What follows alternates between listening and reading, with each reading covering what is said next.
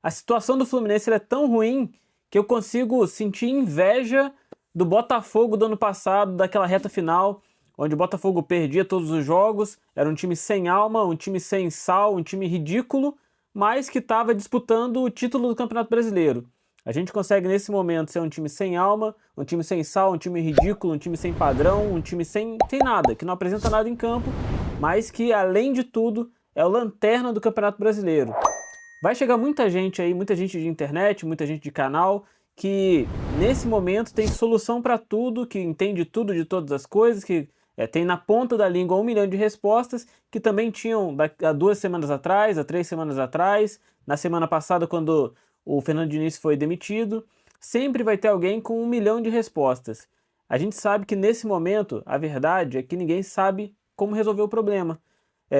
Em campo a gente vê um time ruim, um time que não consegue jogar, um time que não consegue apresentar nada, com um elenco que parece que perdeu a vontade em campo. A gente com o Fernando Diniz a gente tinha um time ruim, que se apresentava muito mal, mas que em alguns momentos você ainda via os jogadores tentando alguma coisa, alguma coisa em campo, tentando se entregar fisicamente, tentando se entregar mentalmente ali no jogo.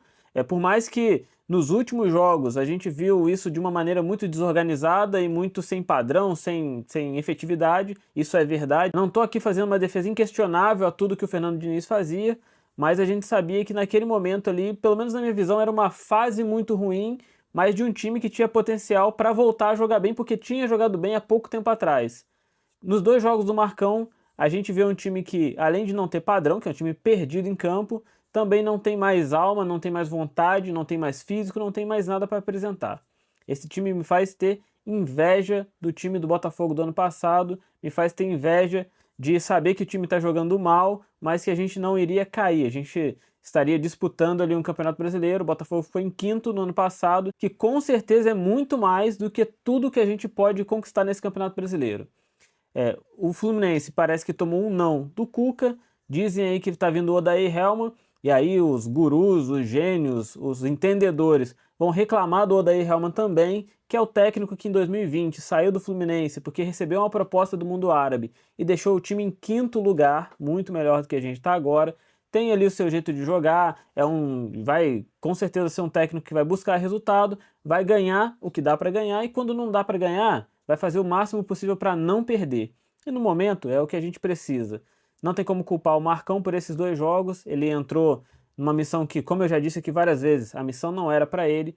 O Marcão ele não tem como tirar o time da zona de rebaixamento, e além de tudo, ele tem um relacionamento muito bom com os jogadores que estão em campo. E isso, na situação atual, acaba não sendo uma coisa positiva, acaba sendo uma coisa mais negativa. A gente precisa de alguém que faça mudanças no elenco, que tire quem a gente sabe que precisa sair.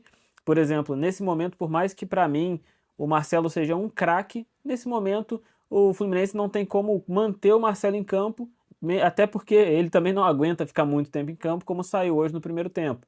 Mas na marcação, a gente sabe que sempre foi um problema na carreira dele, e agora fisicamente desgastado, fisicamente sem condições, a gente fica muito prejudicado com isso.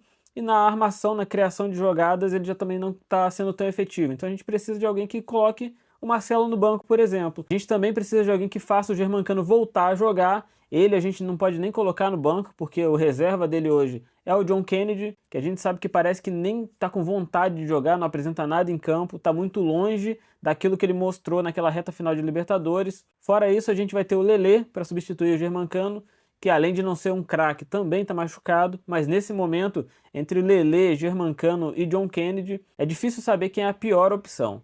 A verdade é que em campo a gente não tem quem colocar, a gente tem um time que é ruim fisicamente, é ruim taticamente, é ruim mentalmente, a gente está totalmente perdido.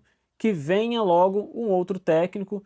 Eu, pelo menos, penso que se for o Odair Hellmann, não é uma escolha ruim, tem um monte de gente já reclamando, criticando, mas é melhor, por exemplo, do que um Jair Ventura, é melhor do que, na minha opinião, nesse momento, trazer o Renato Gaúcho. Tem gente falando do Renato Gaúcho que até então era o penúltimo colocado. Tem uma boa relação com o nosso clube, tem uma história aqui, teve uma grande passagem, mas a gente tem que analisar o momento, e o momento não é dele. O momento é de ter um técnico aqui que venha para fazer resultado, que segure o jogo quando precisar jogar, que o time faça cera quando precisar fazer, que marque os gols que foram impossíveis fazer, e a gente consiga pontuar minimamente para sair da zona de rebaixamento.